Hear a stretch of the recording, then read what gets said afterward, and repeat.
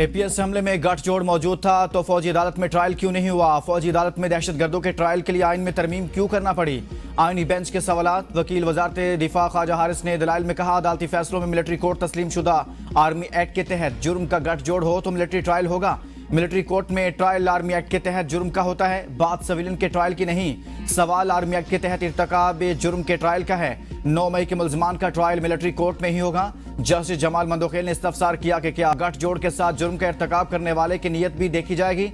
मुल्जिम कह सकता है, मेरा ये जुर्म करने का इरादा नहीं था। मिलिट्री कोर्ट को तस्लीम करते हैं। जस्टिस अमीनुद्दीन ने कहा, मुल्जिम मिलिट्री ट्रायल में जुर्म की नीयत न होने का दिफा ले सकता है।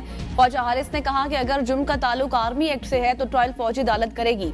दौरान समाअत वकील वजारत दिफा का 21वीं तरमीम केस के फैसले का हवाला। जस्टिस जमाल खान मंदोखेल ने कहा कि 21वीं आईनी तरमीम मखसूस मुद्दत और हालात में की गई थी।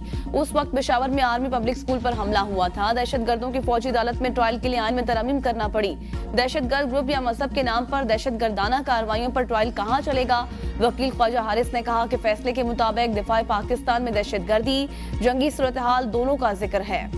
जमाना अमन हालत जंग दहशतगर्दी की सूरत में दिफा की नौयत मुख्तलिफ है। केस की समाअत कल तक मुलतवी। सुप्रीम कोर्ट में दौरान समाअत रजा रबानी के सेनेट में बहाए गए आंसुओं का तस्करा। जस्टिस हसन नजर ने कहा कि सेनेट के साबिक चेयरमैन 21वीं तरमीम में वोट देकर रोए भी थे। साबिक चेयरमैन सेनेट के आंसू भी तारीख का हिस्सा हैं। जस्टिस जमाल ने कहा कि वोट ना देते तो ज्यादा से ज्यादा सीट चली जाती। वकील ख्वाजा हारिस ने कहा कि रजा रबानी की 18वीं तरमीम के लिए बहुत खिदमत है, उनकी रोने की शायद वजह ये नहीं थी। जस्टिस जमाल ने कहा कि रजा रबानी ने खुद अदालत में बताया था उनके हाथ पांव बंधे हुए थे। रजा रबानी बाउसूल आदमी है, उनका वोट देखकर रोना समझ आता है। रजा रबानी को इल्म था कि उन्होंने दरअसल क्या किया है। जस्टिस मजहर अली मजहर ने कहा कि वोट देने के बाद 2 साल तक वो नाराज भी रहे थे। वकील ख्वाजा हारिस ने कहा, मैं इस पर कोई तबसरा नहीं करूंगा।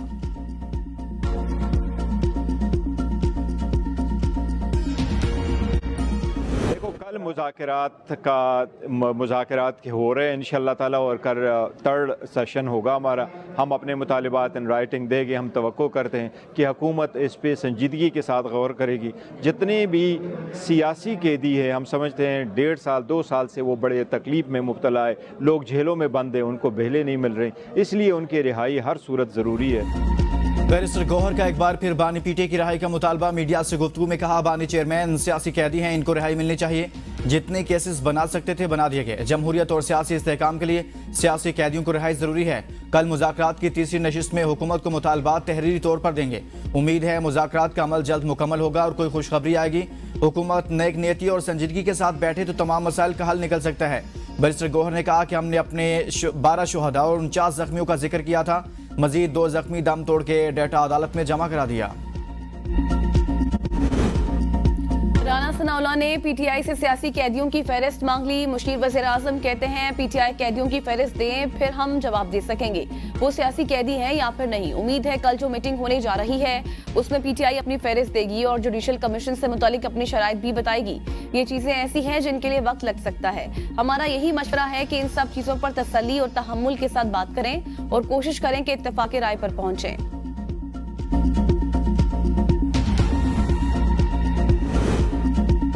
26 नवंबर को एहतजाज पर तशद्दुद केस में वज़ीर-ए-आज़म के खिलाफ कार्रवाई की दरख्वास्त। Chairman PTI barrister Gohar Islamabad की डिस्ट्रिक्ट एंड सेशन कोर्ट में पेश।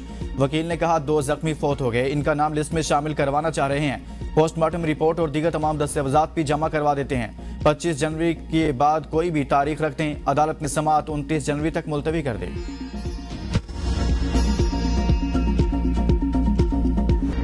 आईसीसी चैंपियंस ट्रॉफी की इफ्तिताही तकरीब में तमाम 8 टीमों के कप्तान प्रेस कॉन्फ्रेंस करेंगे। इफ्तिताही तकरीब का वेन्यू फाइनल नहीं हुआ। पीसीबी ने इब्तदाई प्लान से मुतालिक आईसीसी को आगाह कर दिया। आईसीसी प्लान पर नजरसानी के बाद हतमी फैसला करेगी। पीसीबी तमाम टीमों और कप्तानों के वीजे जारी कराएगा।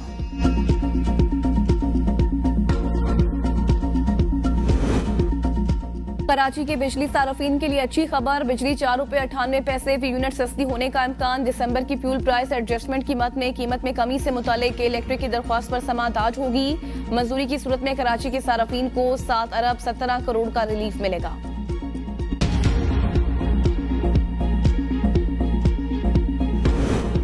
तनख्वाहदार तबका सबसे ज्यादा टैक्स देने वाला तीसरा बड़ा शोबा बन गया। साल 2023-24 के दौरान तनख्वाहदार तबके से 368 अरब टैक्स वसूल।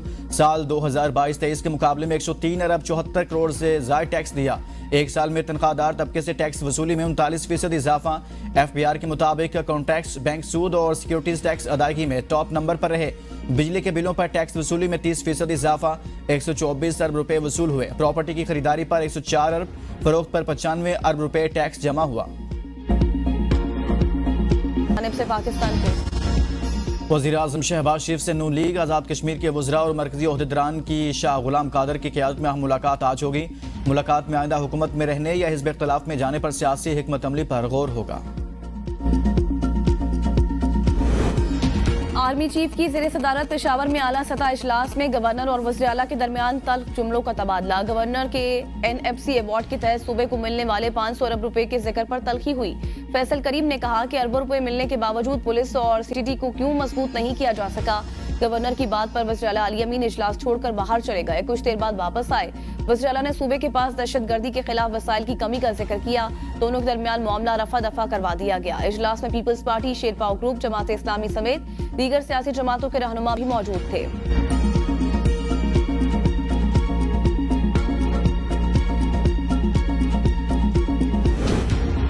अवाम और फौज के दरमियान खास रिश्ता है। इस रिश्ते में खलीज का झूठा बयानिया बैरून मुल्क से मखसूस एजेंडे के जरिए चलाया जाता है। Army chief general Asim Munir की खैबर पख्तूनख्वा के सियासी कायदीन से पेशावर में बातचीत। कहा, इंसान खता का पुतला है, हम सब गलतियां करते हैं, लेकिन इनको ना मानना और सबक न सीखना उससे भी बड़ी गलती है। हमारी पॉलिसी सिर्फ और सिर्फ पाकिस्तान है। रियासत है तो सियासत है, खुदा न खास्ता रियासत नहीं तो कुछ भी नहीं। आर्मी चीफ ने कहा, अफगानिस्तान से सिर्फ खारिज की वहाँ मौजूदगी और सरहद पार से दहशतगर्दी फैलाने पर इख्तलाफ है। इख्तलाफ उस वक्त तक रहेगा जब तक अफगानिस्तान दहशतगर्दी के मसले को दूर नहीं करता। खैबर पख्तूनख्वा में कोई बड़ा ऑपरेशन नहीं किया जा रहा, सिर्फ इंटेलिजेंस की बुनियाद पर टारगेटेड कार्रवाई की जाती है। फितना उल खारिज की पाकिस्तान के किसी भी इलाके में अमलदारी नहीं। क्या फसाद फिल अर्ज़ अल्लाह के नज़दीक एक बहुत बड़ा गुनाह नहीं? जब हम मुत्तहिद होकर चलेंगे तो सूरत हाल जल्द बेहतर हो जाएगी।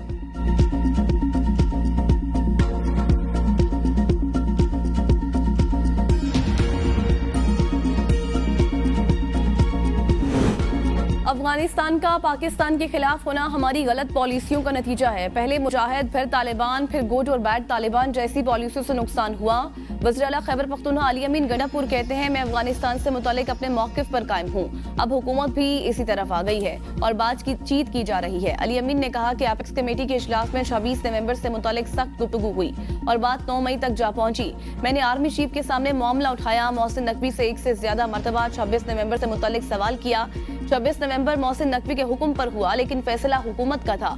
अली अमीन गंडापुर की मौलाना फजलुर रहमान पर भी तनकीद। कहा, फजलुर रहमान के वालिद ने कहा था, ये पैसे लेकर मेरी मुखबरी करता है। जिस शख्स के वालिद की ये राय हो उस पर एतबार नहीं किया जा सकता। मौलाना फजलुर रहमान और परवेज हटक का मैंडेट चोरी नहीं हुआ, बल्कि उनके साथ धोखा हुआ है।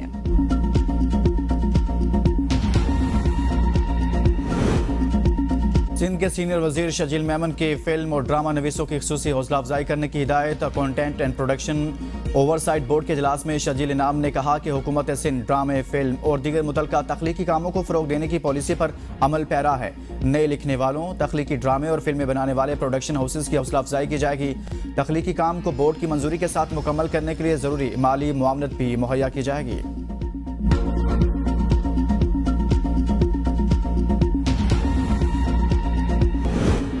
खैबर पख्तूनख्वा की यूनिवर्सिटियों और कॉलेजेस में कॉन्ट्रैक्ट असातिज़ा की भर्ती के लिए एट टेस्ट लाजमी करार दे दिया गया। महकमा हायर एजुकेशन का सूबे में हर किस्म की भर्तियों से मुतालिक नजरसानी शुदा SOPs जारी करने का फैसला। फैकल्टी मेंबरान के लिए सेक्रेटरी हायर एजुकेशन से प्रमोशन केसों के लिए NOC लेकर जमा कराना होगा। पाक बहरिया के जहाज PNS यमामा का तुर्किया की बंदरगाहों गुलगच और ऑस्कास का दौरा। पाकिस्तानी सफारत खाने और तुर्क बहरिया के आला हुकाम ने जहाज का इस्तकबाल किया। Turkish deputy commander vice admiral का जहाज का दौरा। PNS यमामा और तुर्क बहरिया के जहाजों के माबैन मश्क मावी वतन का इनेकाद। मकसद बाहमी ताउन और मुश्तरका ऑपरेशंस की सलाहियत को बढ़ाना था। मुल्क भर में सर्दी की शिद्दत बरकरार। आइंदा 24 घंटे में मौसम सर्द रहने की पेशगोई। शुमाल मगरबी बलोचिस्तान में चंद मकामात पर हल्की बारिश और बर्फबारी का इम्कान। कोयटा, चमन, ज़ियारत पशीन, कला अब्दुल्ला और दीगर इलाकों में बादल बरसेंगे। बालाई इलाकों में कड़ाके की सर्दी। लेह में दर्जा हरारत -12 रिकॉर्ड, गोपिस -11, स्तोर स्कर्दू में -10, कलाम में -7 रिकॉर्ड, हुंजा में -6, बगरोट में -5, चित्राल में -4 डिग्री सेंटीग्रेड रहा।